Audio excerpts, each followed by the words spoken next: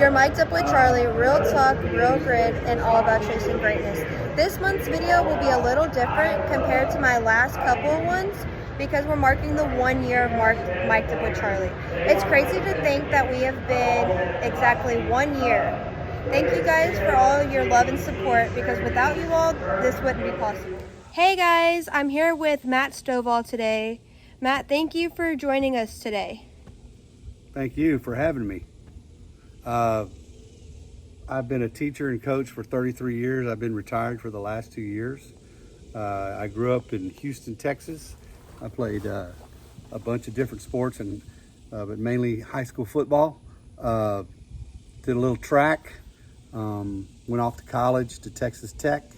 I graduated in 1990 and came down this way and was at Bay City for 10 years. And I was at Van Vleck Independent School District for 23 and enjoyed many of those years of teaching and coaching and getting to know kids in the community. And I feel real blessed to have been able to do what I've been done. What advice would you give an athlete that is struggling physically and mentally? Well, I think the first thing is if they're physically challenged, that's going to be a much easier route because physical challenge is something that you can overcome through progression and you can see it. But let's just say a mental problem or challenges, it's going to be tougher because like I've had many family members and friends that have dealt with anxiety issues and whatnot. And they've been medicated and some have been medicated as well, but it's just one of those things that you don't know when it's going to pop up, or you as a person, me dealing with that and those issues, is you're going to have more of a tender heart about that. And it's something that you become self-aware after many years. As a young person, I had an aunt that was she had gone through a lot of mental problems, and eventually she did take her life. But as a kid, you could see she was a very gregarious person, and then things just really crashed and burned for all practical purposes. But I would say that telling a kid, a high school kid, a junior high kid, or an elementary kid, to seek advice, to go after answers. And you know what? Probably the best thing is to be honest with the child. If you do see some of those signs, you talk to their parents if they aren't aware of it, and get them help, because that's the best medicine, man, is if you're communicating and seeing these triggers, and you can help that kid, because that's what you're in. You're in a helping business. What is one piece of advice that you were given from a former mentor or coach that helps you motivate athletes? I would have to say just along the way, I wouldn't say it was necessarily one person, but what I saw as a younger coach is to be even if it's store-bought, to be enthusiastic and to portray that you're really excited about that person being there and being able to work with them in any capacity that you can. That, I would say, that was probably the main thing, along with a lot of other things, but that was really important. It's how because people derive energy from other people. And so if you can bring the juice, as they say, a lot of times it's contagious. What is your favorite memory from coaching? Believe it or not, seeing a kid who maybe had never participated in a certain sport and just seeing them prosper. Mm-hmm. And it may not be that, hey, they're the starting right guard or, they're whatever. It's just seeing them improve. I mean, a lot of people have said this, like sometimes you get a kid and you're you're kind of like the sculptor, and you're working on that kid every day, and that sculptor or that that piece of granite or that piece of clay or whatever, it doesn't happen all at once. It's a continual growth progress, and it's kind of neat. It's kind of neat to see that in the classroom too, when a kid gets it, just lights up. And then sometimes on a football or track or basketball, it doesn't happen, instantaneously. It's a long process, and that people say trust the process. Well, you get some of these young kids in junior high, they may not have even ever known how to put on their pads, chin strap, pants, and just see them just blossom and move forward. I mean, they might not have gone on to the next level, but that's beside the point. What matters is they were part of something bigger than themselves, and they were able to grow through the process.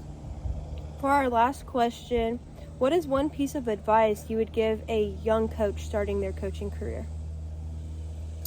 One bit of advice I would give a young person would be get there early, stay late, and ask as many questions as you can and learn. Also, throw that again, is get a mentor as fast as you can. Thank you, Matt, for joining us. You're welcome. Hey, Charlie, thanks for inviting me on your podcast. My name is Graham Hardy. I'm a teacher and coach over here in Brazosport, and this will be my 34th year of teaching and coaching. And I coach football, basketball, and track. I've done just about all the sports there are to do, but that's what I'm doing currently. Your first question about athletes who are struggling, it's so different nowadays than when I was growing up. But I was always instilled just to work hard. Whether you're at your job, if you're an athlete, if you're in the weight room, if you're in the classroom, just work hard and keep your nose down at the grind and get after it. That's kind of the way I grew up in a small town, East Texas, and that's very much a working class town with the sawmills and everything we had. So just keep working hard. If you don't work hard in anything you do, it's gonna be tough. In relationships, in life, your job, your sport, whatever you're doing. So I just say keep working hard, keep your head down, and don't let outside people influence you and your friends, especially younger people today in high school. There's so much stuff going on with social media, and I know it's tough for those kids to keep going strong and not be influenced by what other people say. And advice from other coaches, I'm fortunate, even though I'm an old guy, I'm friends with a lot of my old coaches still, and we're Facebook friends, and we talk 2 or 3 times a year, especially my old basketball coach. I'll text him with something going on in basketball, and he always has great advice for me. And like I said, we talk, him and a couple of other high school coaches, we talk. We don't talk monthly, but we talk a couple times a year. They'll call me or text me and say ask how football's going, which I really appreciate that. So it's that means a lot to me for those guys I looked up to those guys a lot. And anything else I'd say just to the young athlete guys and girls, work hard, protect your name, don't burn any bridges. I know that's a big thing, but protect your name. If you say you're going to do something, do it. Work hard and keep grinding. And I think if you're a hard worker, good things in life will happen to you. Whether, like I said earlier, whether it be at your job and your relationships in life, just work hard. Like me and your dad, Charlie, we've been friends now, I guess 26, 27 years probably. And we don't see each other as much as we'd like to, but I consider him one of my best friends, and I can call him and ask him if I need something or anything. I know he'd do it for me, and same for me if he ever called me and asked me for anything. And I think that's important. So I appreciate you inviting me on, Charlie, and I love you. And if you need something, holler at me. Bye. Hey everyone, I'm here at coaching school with Coach Permetter. Thank you so much for joining me today, Coach Pete.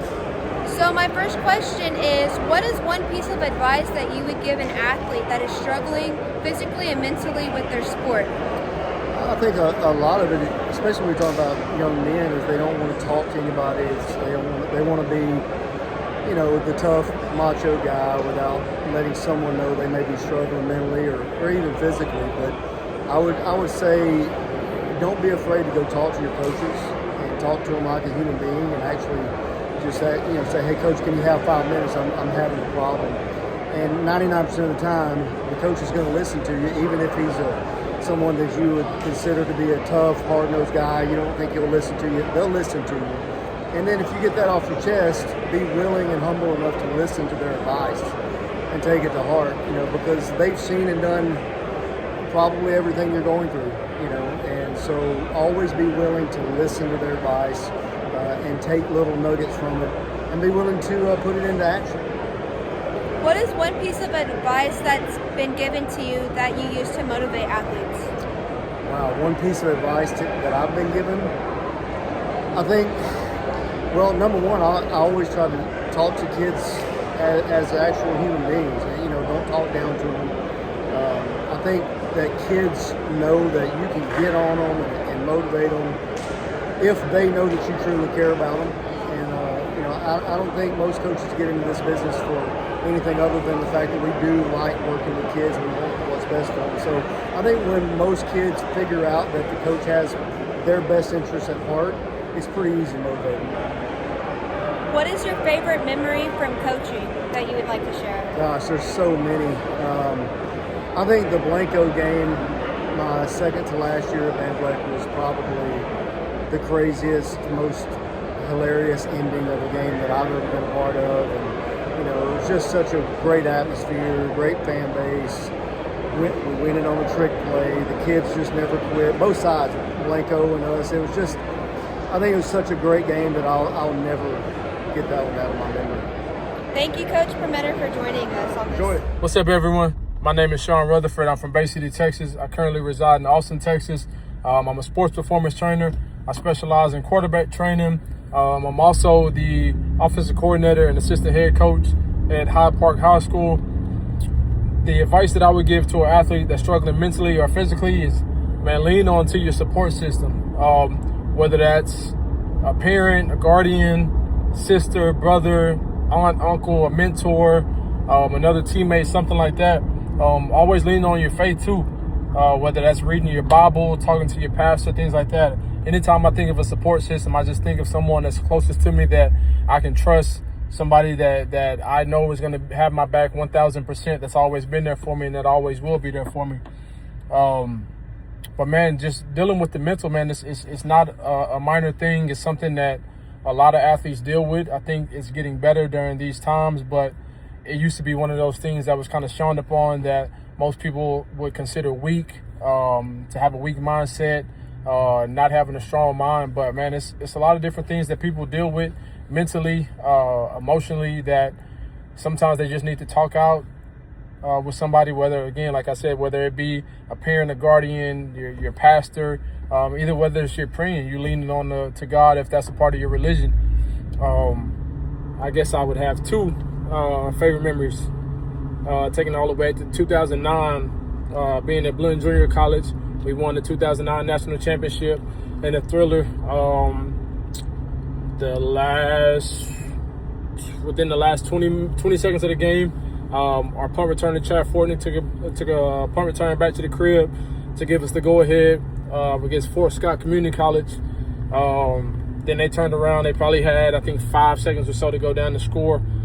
They tried to throw a Hail Mary. We batted the ball down, and we were crowned national championships. That's something that will be forever with me, with my teammates.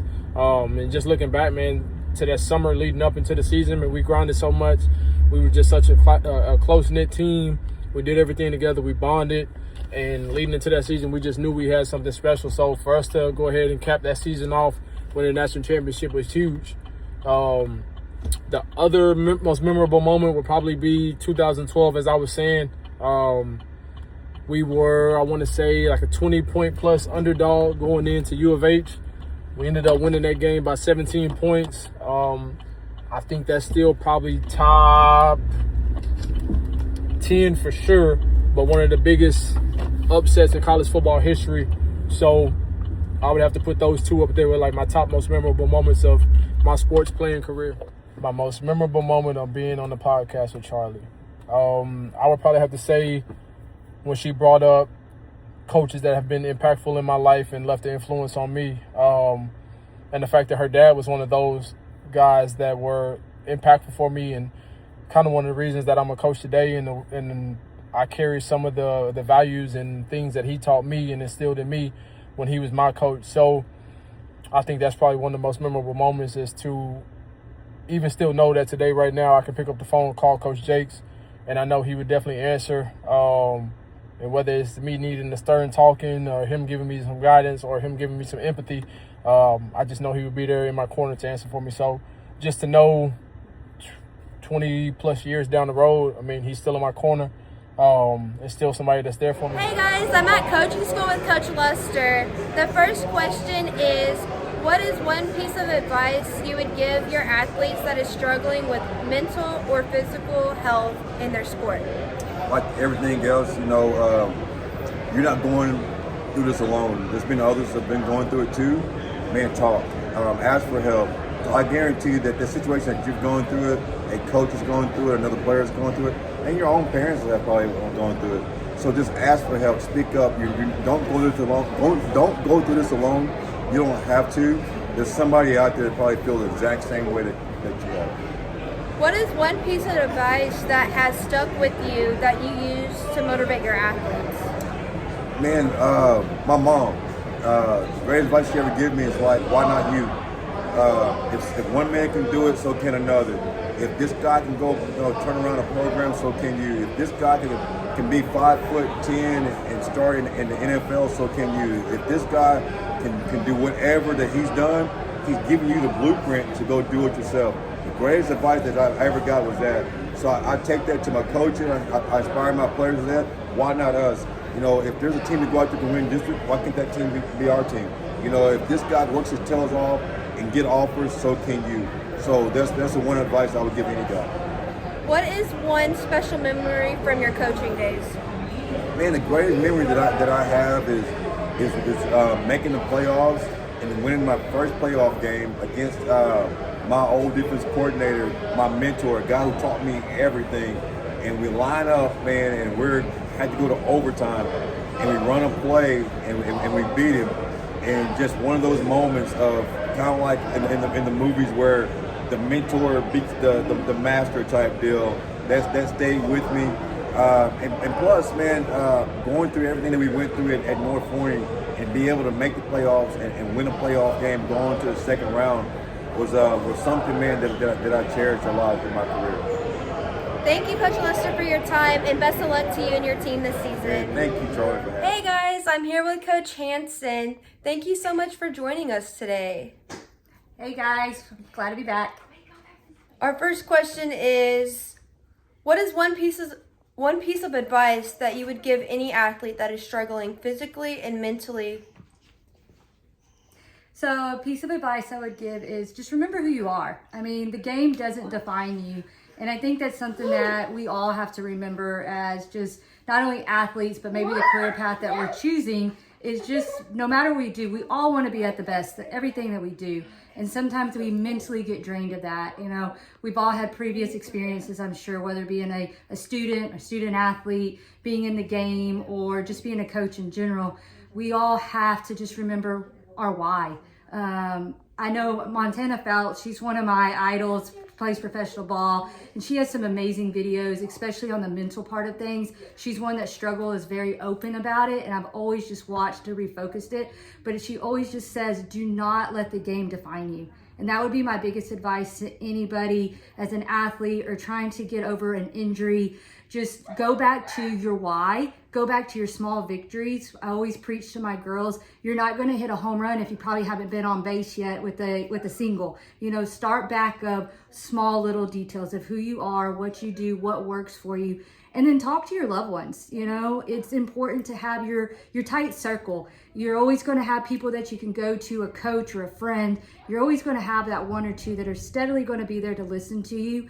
And don't ever be afraid to express it. Being open and talking about it, your mental part, your physical part, it's emotionally could drain you if you keep it in and you hold something like that. So I would definitely say for us as females and even a male going through a mental part or the physical part of game is just always remember your why, go back to who you are, think of your small victories, and just steadily set your pace. What is your favorite memory from coaching? Favorite memory of coaching? God, I've just had so many amazing athletes. Working both cross country and softball. I've worked with both males and females, and just getting to hear their stories, their success stories. I mean, Charlie, getting to be with you being in high school with us, being one of our student trainers, and just an athlete in general. Just getting to seeing y'all do great things. I love the wins. I love the district champions. I love all that. They're amazing. But I just went to one of my former ball players' wedding this summer, all the way in Louisiana. Hadn't seen her probably in 7-8 years. She remembered to invite me. Those are big things to me. Those are what makes coaching special. It's just getting to hear all the success stories, knowing that I had a small influence in what they've done in their future, and just getting to see it. It's probably my most favorite part of being a coach. What is your favorite part about recording the podcast episode? I love just getting to hear your questions. I love it makes me think about things. I mean, it's stuff that we see on the daily, but some of the questions that you have brought forth and we've gone over, it's honestly, you're doing great things with this podcast. And I really hope that people dig deep and listen to it and take what all the coaches that you have ranged from, and even your student athletes have taken. I hope they are listening to this, because you're doing great things. And I just hope that with us, that we make an influence, that we make somebody's life just be like that much more meaningful, and knowing that they can open up, come to you, come to me, anybody that you've done a video with. You're doing really good things. So I'm very proud of you, and I just look forward to seeing all that you continue to do. A huge shout out and a big thank you to all my coaches and mentors who have been there for me every step of the way, not only just for this 1 year of my podcast journey, but through life itself. Y'all are all truly amazing, and I am grateful for every one of y'all. Also, a huge thank you to all my viewers, because without you all, this podcast journey would not, and I mean would not, be where it is today. I'm forever thankful and grateful for you all. You've been mic'd up with Charlie. Now go chase greatness, and I will see you all very soon for the next episode.